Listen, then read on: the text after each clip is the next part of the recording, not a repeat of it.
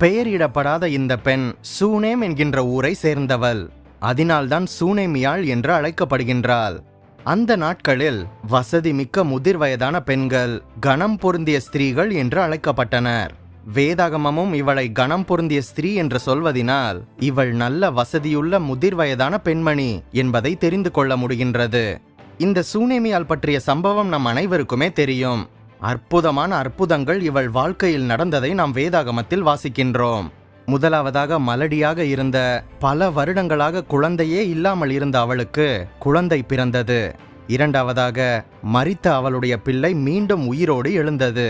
மூன்றாவதாக, பஞ்சத்தில் அவள் இழந்த யாவற்றையுமே அவள் மீண்டும் திரும்ப பெற்றுக்கொண்டாள் என்று பார்க்கின்றோம்.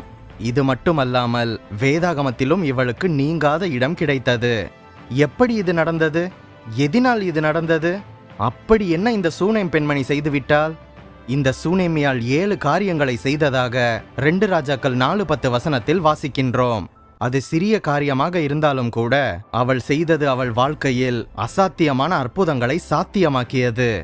மெத்தை, சிறிய அறை, கட்டில், மேஜை, நாற்காலி, குத்துவிளக்கு மற்றும் அறைக்கதவு ஆகிய இந்த 7 காரியங்களை இவள் ஏற்படுத்தினாள். இதன் பின்னால் இருக்கும் வேதாகம சத்தியம் என்ன? இவள் செய்த இந்த 7 காரியங்களிலிருந்து நாம் என்ன கற்றுக்கொள்ள முடியும்? சூனேமியாளை போல அசாத்தியமான அற்புதங்களை நமது வாழ்க்கையிலும் சாத்தியமாக்குவது எப்படி என்பதை பற்றி இந்த பதிவில் விரிவாக பார்க்கலாம். வீடியோக்கு ஒரு லைக் பண்ணிட்டு கடைசி வர பாருங்க. ஒருவேளை நமது சேனல் நோட்டிபிகேஷன்ஸ் உங்களுக்கு வரவில்லை என்றால் சப்ஸ்கிரைப் செய்து பெல் பட்டனை கிளிக் செய்து ஆல் என்கின்ற ஆப்ஷனை செலக்ட் செய்து கொள்ளுங்கள். இந்த சூனேம் என்கின்ற பட்டணம் கர்மேல் மற்றும் சமாரியா என்கின்ற 2 ஊர்களுக்கு செல்லும் பாதையில் இருந்தது. இந்த கர்மேலும் சமாரியாவும் எலிசா தீர்க்கதரிசியின் ஊழிய களங்களாக இருந்ததினால் எலிசா தன்னுடைய பிரயாண நேரங்களில் இந்த சூனேம் ஊர் வழியாக செல்ல வேண்டியதிருந்தது. எலிசா இப்படியாக அங்கு வரும்போது அவருடைய வாழ்க்கையை நன்றாக கவனித்து எலிசாவை தேவ மனிதன் என்றும் அவர் பரிசுத்தவான் என்பதையும் இவள் அறிந்து கொண்டாள். ஆகவேதான் தன் புருஷனிடம் தேவ மனிதராகி அவர் தங்கும்படியான வசதிகளை செய்து கொடுக்கும்படி சொன்னாள். 7 காரியங்களை ஒவ்வொன்றாக பார்ப்போம். முதலில் மெத்தை. இது வீட்டின் மாடியை குறிக்கின்றது. தனியாக பிரத்யேகமாக உள்ள ஒரு இடம், மேன்மையான ஒரு இடம் என்கின்ற அர்த்தத்தை இது தருகின்றது. எலிசாவிற்கென்று பழைய ஒரு இடத்தை கொடுக்காமல் புதிதாக கட்டப்பட்ட மெத்தையாகிய மாடியை கொடுக்க இவள் தீர்மானித்தாள். நம் அனைவருக்கும் தெரிந்த தானியேல் தீர்க்கதரிசிக்கும் இப்படிப்பட்ட ஒரு வீட்டு மாடிதான் இருந்தது. ஒவ்வொரு நாளும் தானியேல் தன்னுடைய மாடியின் பலகணிகளை எல்லாம் எருசலேமுக்கு நேராக திறந்து வைத்து 3 வேளையும் அவர் எருசலேமை பார்த்து ஜெபிப்பது அவரது வழக்கம். ஒருவேளை இந்த சூனேமியால் எலிசா மெத்தையில், அதாவது மாடி வீட்டில் இருந்தால் எளிதாக எருசலேமை பார்க்க முடியும் என்கின்ற எண்ணத்தில் அவருக்கு இந்த இடத்தை ஒதுக்கி கொடுத்திருக்கலாம். மெத்தை என்பது ஜெபிக்கும் ஒரு இடத்தை குறித்து கொண்டே இருக்கின்றது. கர்த்தர் ஒரு பேழையை செய்யும்படி நோவாவிற்கு சொன்னபோது அதிலே ஒரு மேல் மாடியையும் உண்டாக்கும்படி கட்டளை கொடுத்ததை ஆதியாகமம் 6:16 நாம் பார்க்க முடியும். ஒருவேளை அங்கு மேல்தட்டு இல்லாமல் போயிருந்தால் பேழை இருளடைந்து போகும். மிருக ஜீவன்களின் நடமாட்டத்தினால் கெட்ட வாடையும் வீசியிருக்கும். காற்றும் வெளிச்சமும் உள்ளே வந்திருக்காது. ஆகவே என்ன சொல்ல வருகின்றேன் என்றால், நாம் உலகப்பிரமான அடித்தட்டில் நாம் இருந்தாலும் கூட தேவனோடு உறவாடக்கூடிய மேல்தட்டாகிய ஜெப அறை நமக்கு அவசியம். தேன் கூட்டை பாருங்கள். அதன் கீழ்த்தட்டில் குஞ்சுகளும் முட்டைகளும் இருக்கும். ஆனால் மேல்தட்டிலோ மதுரமான தேன் இருக்கும். இந்த வீடியோவை பார்க்கும் நபர்களே, உங்கள் வீட்டில் ஜெப அறை இருக்கின்றதா? ஜெப அறை என்று ஒன்று இல்லாவிட்டாலும் கூட உங்கள் வீட்டின் அறையில் அமர்ந்து தேவனை நோக்கி ஜெபிக்கின்றீர்களா? உங்களின் ஜெப நேரத்தில் தேவனுடைய மகிமையை அனுதினமும் ருசிக்கின்றீர்களா? யோசித்து பாருங்கள். இரண்டாவதாக, சிறிய அறை. மெத்தையிலே சூனேமியால் ஒரு சிறிய அறையையும் கட்டி கொடுத்தாள். அதாவது இந்த சிறிய அறை என்பது கட்டுப்பாடான வாழ்க்கை முறையை காட்டுகின்றது. ஒரு அடைக்கப்பட்ட தோட்டம் போல, முத்திரிக்கப்பட்ட கிணறு போல, மறைவு கட்டப்பட்ட நீருற்றை போல அது இருக்கின்றது என்று உன்னத பாட்டு 4:12 சொல்கின்றது. சிறிய அறைக்கு 4 சுவர்கள் உண்டு. அந்த 4 சுவர்களும் நம்மை அரணாகவும் கோட்டையாகவும் பாதுகாக்கின்றது. அது மட்டுமல்ல, நம்மை உலகத்தில் இருந்தும் வேறு பிரிக்கின்றது. தேவ பிள்ளைகளாகிய நாம், கிறிஸ்துவை அறிந்து கொண்ட நாம் உலகத்திலிருந்து வேறு பிரிக்கப்பட்ட புதிய வாழ்க்கையை நடத்த வேண்டும். எப்படினாலும் இந்த உலகத்துல வாழலாம்பா என்று அல்ல, கர்த்தருடைய வார்த்தைகளுக்கு கீழ்ப்படிந்து வேத வசனத்தின்படியே வாழ்வதற்கு நம்மை ஒப்பு கொடுக்க வேண்டும். உலகத்திற்கேற்ற வேஷம் தெரியாமல் தேவனுடைய நன்மையும் பரிபூரணமான சித்தம் இன்னதென்று அறிந்து அதற்கு ஒப்பு கொடுத்து நாம் வாழ வேண்டும். அன்றைக்கு ஒரு சிறிய அறை எருசலேமிலே பூட்டப்பட்டிருந்தது. சீஷர்கள் அதற்குள்ளாக பயந்து நடுங்கிக் கொண்டிருந்தனர். அந்த அறை பூட்டப்பட்டு இருந்தாலும் அதன் ஜன்னல்கள் மூடப்பட்டு இருந்தாலும் இயேசு அதற்குள்ளே வந்து சீஷர்களை பார்த்து சமாதானம் என்று கூறினார் என்று பார்க்கின்றோம். ஆகவே தேவ பிள்ளைகளாகிய நாம் உலகத்தாருக்கு நமது கதவுகளை அடைக்கும் போது தேவன் நமக்குள் வருகின்றவராக இருக்கின்றார். நமக்கு சமாதானத்தை அவர் நிச்சயமாக தருவார். உங்களுக்கு வேதாகமத்தின் நடுப்பக்கம் எது என்று தெரியுமா? நடுவசனம் எது என்று தெரியுமா? சங்கீதம் 118:8. மனுஷனை நம்புவதை பார்க்கிலும் தேவன் பேரில் பற்றுதலாக இருப்பதே நலம். ஆஹா, கரெக்டா பைபிள்ல நடுவசனம் எப்படிப்பட்ட வசனமாக இருக்கின்றது! நாம் எப்போதும் தேவனை நம்புகின்றவர்களாக இருக்க வேண்டும். மூன்றாவதாக கட்டில். கட்டில் நமக்கு இளைப்பாறுதலையும் சமாதானத்தையும் நமக்கு சாட்சியாக அறிவித்துக் கொண்டே இருக்கின்றது. ஆண்டவராகிய இயேசு கிறிஸ்து மட்டுமே தருகின்ற இளைப்பாறுதலும் மற்றும் சமாதானத்தையும் வேறு யார் நமக்கு தர முடியும்? மத்தேயு 18:28 வசனத்தில், வருத்தப்பட்டு பாரம் சுமக்கின்றவர்களே, நீங்கள் எல்லாரும் என்னிடத்தில் வாருங்கள், நான் உங்களுக்கு இளைப்பாறுதல் தருவேன் என்று ஆண்டவராகிய இயேசு கிறிஸ்து இன்று கூட அன்போடு அழைக்கின்றார். அது மட்டுமல்ல, கொலோசியர் 1:20 வசனத்தின்படி கல்வாரி சிலுவையில் சமாதானத்தை நமக்காக சம்பாதித்து கொடுத்திருக்கின்றார். யோவான் 14:27 வசனத்தின்படி இன்றைக்கும் கூட உங்களை பார்த்து அன்போடு கூட சொல்கின்றார், என்னுடைய சமாதானத்தையே உங்களுக்கு கொடுக்கின்றேன், உங்கள் இருதயம் கலங்காதிருப்பதாக. இயேசுவினுடைய வாழ்க்கையை நீங்கள் கவனித்திருக்கின்றீர்களா? அது எப்போதுமே இளைப்பாறுதலும் சமாதானமுமாகவே இருந்தது. ஒரு கட்டிலில் படுத்து தூங்குவதைப் போல புயல் அடித்து கொண்டிருக்கும் வேளையிலும் கூட கப்பலின் அடித்தளத்தில் சமாதானமாக படுத்து தூங்கியதை பார்க்கின்றோம். எவ்வளவோ போராட்டங்களும் சோதனைகளும் இயேசுவின் மேல் அலைமோதின போதும் கூட இயேசு ஒருபோதும் கூட தனது சமாதானத்தை இழந்து விடவில்லை. ஆகவே தேவ பிள்ளைகளாகிய நாம் இயேசு கிறிஸ்துவின் மூலம் நம்முடைய சமாதானத்தை எப்பொழுதும் காத்து கொள்ள வேண்டும். நான்காவதாக மேஜை. இந்த சூனேமியால் எலிசாவிற்கு ஒரு மேஜையையும் ஆயத்தப்படுத்தி கொடுத்தாள். இந்த மேஜையில் வைத்து கர்த்தருடைய வேதாகமத்தை வாசித்து அதை தியானிப்பது எவ்வளவு பெரிய பாக்கியம்! இந்த மேஜையானது தேவனோடு நமக்கு இருக்கின்ற ஐக்கியத்தையும் நெருங்கிய உறவையும் வெளிக்காட்டுகின்றது. இப்படிப்பட்ட இந்த உறவை, இந்த ஐக்கியத்தை இயேசு நம்மிடத்தில் ஆவலாக எதிர்பார்க்கின்றார். வெளிப்படுத்தல் 3:20 சொல்கின்றது, ஒருவன் என் சத்தத்தை கேட்டு கதவை திறந்தால் அவனிடத்தில் நான் பிரவேசித்து அவனோட கூட போஜனம் பண்ணுவேன், அவனும் என்னோட போஜனம் பண்ணுவான் என்று அழைக்கின்றார்.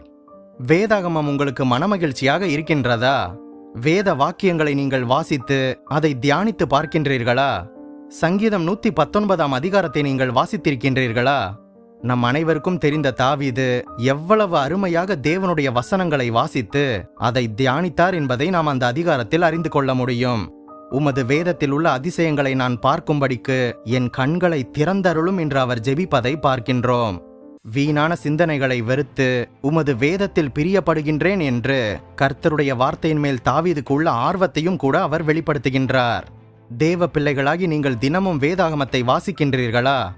ஐந்தாவதாக நாற்காலி. நாற்காலி என்பது அமரும் ஒரு இடம்.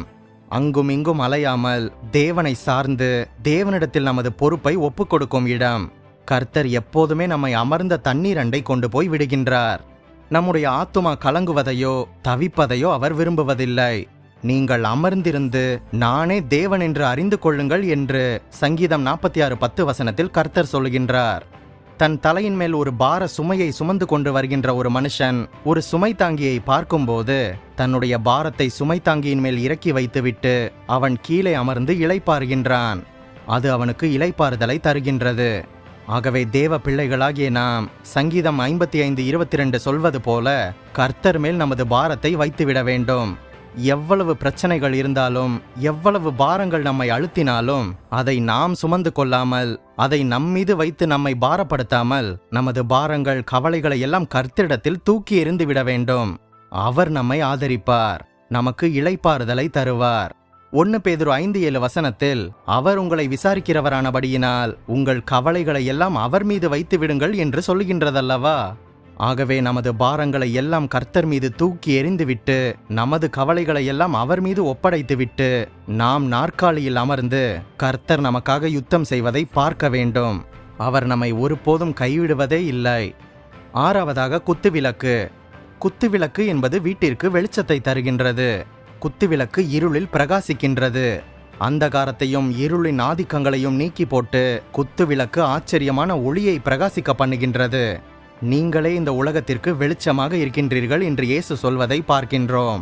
அதுபோக சங்கீதம் 119, 105 வசனம் சொல்கின்றது, வேத வசனங்கள் நம்முடைய கால்களுக்கு தீபமும் பாதைக்கு வெளிச்சமுமாக இருக்கின்றது என்று. பரிசுத்த ஆவியானவர் நம்முடைய உள்ளங்களை பிரகாசிக்க செய்கின்றார். நீதியின் சூரியனாகிய இயேசு கிறிஸ்து இரட்சிப்பின் தீபத்தை நமக்குள் ஏற்றி வைக்கின்றார். தேவனுடைய வார்த்தைகளாகிய வேத வசனங்களும் பரிசுத்த ஆவியானவரும் இயேசு கிறிஸ்துவும் குத்துவிளக்கை போல மிக பெரிய பிரகாசத்தை, வெளிச்சத்தை நமது உள்ளத்திற்கு தருகின்றனர். ஆகவே தேவ பிள்ளைகளாகிய நாம் மற்றவர்களுக்கு பிரகாசமாக இருக்க வேண்டும் என்று தேவன் விரும்புகின்றார். ஏசாயா 60, 1-3 வசனங்கள் சொல்கின்றது, எழும்பி பிரகாசி, உன் ஒளி வந்தது, கர்த்தருடைய மகிமை உன் மேல் உதித்தது. உன் வெளிச்சத்தினிடத்திற்கு ஜாதிகளும் உதிக்கின்ற உன் ஒளியினிடத்திற்கு ராஜாக்களும் நடந்து வருவார்கள் என்று சொல்வதை பார்க்கின்றோம்.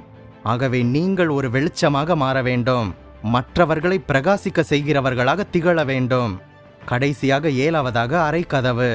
சூனேமியால் எலிசாவிற்கென்று கட்டிய அந்த வீட்டில் ஒரு கதவும் இருந்தது என்று பார்க்கின்றோம். மரித்து போன சூனேமியாளின் மகனை உயிரோடு எழுப்பும்போது எலிசா அந்த வீட்டிற்குள் சென்று கதவை பூட்டினார் என்று வேதாகமத்தில் 2 ராஜாக்கள் 4:33 வசனத்தில் பார்க்கின்றோம். மத்தேயு 6:6 வசனத்தில் இயேசு ஜெபம் செய்கின்ற விதத்தை மலைப்பிரசங்கத்தில் நமக்கு கற்றுக் கொடுக்கின்றார். நீயோ ஜெபம் செய்யும் போது உன் அறை வீட்டிற்குள் பிரவேசித்து உன் கதவை பூட்டி அந்தரங்கத்தில் இருக்கின்ற உன் பிதாவை நோக்கி ஜெபம் பண்ணு. அப்போது அந்தரங்கத்தில் பார்க்கின்ற உன் பிதா வெளியரங்கமாக உனக்கு பலனளிப்பார் என்று பார்க்கின்றோம். இந்த அறைக்கதவை பூட்டுவதின் ரகசியம் என்ன? அதாவது அறைக்கதவை பூட்டுவது என்பது கதவை மூடிவிட்டுதான் ஒருத்தர் ஜெபம் செய்ய வேண்டும் என்பதல்ல. இந்த அறைக்கதவை பூட்டும்போது அது வெளி உலகத்திற்குரிய தொடர்பை அறுத்து விடுகின்றது. அதாவது நாம் உலக சிந்தனைகளிலிருந்தும் உலக கவலைகளிலிருந்தும் விடுபட்டவர்களாக இருந்தால்தான் தேவனிடத்தில் முழு இருதயத்தோடு நாம் ஜெபிக்க முடியும். சிலர் மற்றவர்கள் பார்க்க வேண்டும் என்று ஜெபிக்கின்றனர். நான் இவ்வளோ நேரம் ஜெபம் பண்றேன் தெரியுமா, டெய்லியும் நான் இத்தனை மணி நேரம் ஜெபம் செய்கின்றேன் தெரியுமா என்று மனுஷர் புகழை எதிர்பார்த்து மனுஷர்களிடத்தில் நல்ல பெயர் வாங்கும்படி எல்லாருக்கும் முன்பாக நயவசனிப்பு, பகட்டு போன்ற கதவை திறந்து வைத்து ஜெபிக்கின்றனர். இப்படிப்பட்டவர்களுக்கு பரலோகத்தில் பலன் கிடைப்பதில்லை. நாம் தேவனை நோக்கி பார்த்து உள்ளத்தின் ஆழத்திலிருந்து ஜெபிக்க கற்றுக்கொள்ள வேண்டும். இப்படியாக தேவ மனுஷனாகிய எலிசாவிற்கென்று சூனேமியால் இந்த அறையை கட்டி அதில் இந்த பொருட்களை அனைத்தையும் வைத்து 3 அற்புதங்களை பெற்று கொண்டதை பார்க்கின்றோம். 3 அற்புதம் மட்டுமல்ல, வேதாகமத்திலும் இந்த சூனேமியாளுக்கு நீங்காத இடம் கிடைத்து விட்டது. இன்றைக்கும் கூட நாம் இந்த சூனேமியாளின் சம்பவத்தை பற்றி பேசிக் கொண்டிருக்கின்றோம் அல்லவா? தேவனுடைய ஊழியக்காரர்களுக்கும் செய்யப்படுகின்ற ஒவ்வொரு காரியங்களையும் கர்த்தர் பார்த்து அந்த முகாந்தரத்தை கொண்டு உதவி செய்தவர்களை தேவன் ஆசீர்வதிக்கின்றவராக இருக்கின்றார். இந்த சிறியரில் ஒருவருக்கு எதை செய்தீர்களோ அதை எனக்கே செய்தீர்கள் என்று கர்த்தர் சொல்கின்றார். எலிசா ஒரு தீர்க்கதரிசி, கர்த்தருடைய ஊழியர். தீர்க்கதரிசி என்கின்ற நாமத்தின் நிமித்தமும் தீர்க்கதரிசியை ஏற்றுக்கொள்கின்றவன் தீர்க்கதரிசிக்கேற்ற பலனை அடைவான் என்று இயேசு சொன்னது எத்தனை உண்மை! அந்த பலன் கர்த்தரால் சூனேமியாளுக்கு சுதந்திரத்தை பெற்று தந்தது. இந்த சூனேமியால் தேவனுடைய ஊழியரை, தேவனுடைய மனுஷனை உபசரித்து கனப்படுத்தி அவருக்கு உதவி செய்ததை பார்க்கின்றோம். அதே போல இந்த சூனேமியாளிடத்தில் இன்னொரு விஷயத்தையும் நாம் பார்க்க முடியும். தேவ ஊழியனை அவள் உபசரித்தது மட்டுமல்ல, அவள் தேவனிடத்திலும் கூட விசுவாசம் உள்ளவளாக இருந்திருக்கின்றாள். ஆகவேதான் அவள் தன் வீட்டு அறை கதவை மூடிவிட்டு தனது மகன் மரித்ததை கணவனுக்கும் கூட அறிவிக்காமல் தேவ ஊழியனை நோக்கி ஓடினாள். அவளுடைய விசுவாசம் எவ்வளவு புகழப்படத்தக்கது! ஸ்திரீகள் சாக கொடுத்த தங்களுடையவர்களை உயிரோடு எழுந்திருக்க பெற்றனர் என்று எபிரேயர் 11:35 நாம் வாசிப்பது சூனேமியாளின் விசுவாசத்தை நமக்கு வெளிப்படுத்துகின்றது. பாருங்கள், சூனேமியாளின் விசுவாசம் எப்படிப்பட்டது! பழைய ஏற்பாட்டு விசுவாசத்தில் சிறந்தவர்களை குறித்து எபிரேயர் 11 சொல்லப்பட்டிருக்கின்ற லிஸ்டில் அவள் இடம் பிடித்து விட்டாள். தேவ பிள்ளைகளாகி நீங்களும் கூட விசுவாசித்தால் தேவ மகிமையை காண்பீர்கள். விசுவாசிக்கின்றவர்களுக்கு எல்லாமே கூடும் என்று நமது ஆண்டவராகிய இயேசு கிறிஸ்துவே சொல்லியிருக்கின்றார் அல்லவா? சூனேமியாளின் வீட்டில் நடந்த அந்த அற்புதம் உங்களுடைய உள்ளத்திலும் கூட விசுவாச அக்கினியை பற்ற வைக்கட்டும். கர்த்தர் இன்றைக்கும் கூட உயிர்ப்பிக்கின்ற வல்லமையுடையவராக இருக்கின்றார். உயிர்ப்பிக்க கூடாதபடி அவருடைய கரம் இன்றைக்கும் குறுகியதில்லை. சரீர பிரகாரமான மரணத்தில் மாத்திரமல்ல, ஆத்தும மரணத்திலிருந்தும் கர்த்தர் உயிர்ப்பிக்கின்றார். எபேசியர் 2:1 அப்போஸ்தலனாகிய பவுல் எழுதுகின்றார், அக்கிரமங்களினாலும் பாவங்களினாலும் மரித்தவர்களாக இருந்த உங்களை உயிர்ப்பித்தார் என்று. ஆகவே இந்த 7 காரியங்களும் நமக்கு இந்த 7 வேதாகம சத்தியத்தை கற்றுக் கொடுக்கின்றது. இந்த சூனேமியாளை போல நமது வாழ்க்கையிலும் கூட இயேசுவை முழு மனதோடு நேசித்து அவரது பணியை பரிசுத்தமாக செய்யும் தேவ ஊழியர்களை நாம் உபசரிக்கும் போது, அவர்களுக்காக ஜெபிக்கும் போது, பொருள் உதவிகளினால் அவர்களை தாங்கும் போது, சூனேமியாளை போல அதற்கேற்ற பலனை நமது வாழ்க்கையில் அது கிடைக்க செய்யும். சூனேமியாளின் விருந்தோம்பல், எல்லாவற்றிலும் திருப்தியான வாழ்க்கை, விசுவாசம், கீழ்ப்படிதல் போன்ற நற்குணங்கள் நமது வாழ்க்கையிலும் பிரதிபலிக்க வேண்டும். தேவனை தேடுங்கள், இயேசுவினிடத்தில் விசுவாசமாக இருங்கள், பரிசுத்த ஆவியானவரோடு நேரம் செலவழியுங்கள். இந்த சூனேமியாளை போல உங்களது வாழ்க்கையிலும் கூட அசாத்தியங்கள் அனைத்தும் சாத்தியமாக மாறட்டும் என்று இயேசுவின் நாமத்தில் உங்களை வாழ்த்தி ஆசீர்வதிக்கின்றேன். நீங்கள் ஆசீர்வதிக்கப்பட்டவர்கள். நம் பைபிள் விஸ்டம் தமிழ் சேனலுக்கு உங்களால் முடிந்த உதவியை செய்யுங்கள். இந்த வீடியோவையும் நமது சேனலையும் உங்கள் கிறிஸ்தவ நண்பர்களுக்கு அறிமுகம் செய்யுங்கள். வேதாகம பெண்கள் என்கின்ற தொடரில் பழைய எபிசோடுகளை நீங்கள் பார்க்க தவறியிருந்தால் டிஸ்கிரிப்ஷனில் லிங்க் உள்ளது, பார்த்து கொள்ளுங்கள்.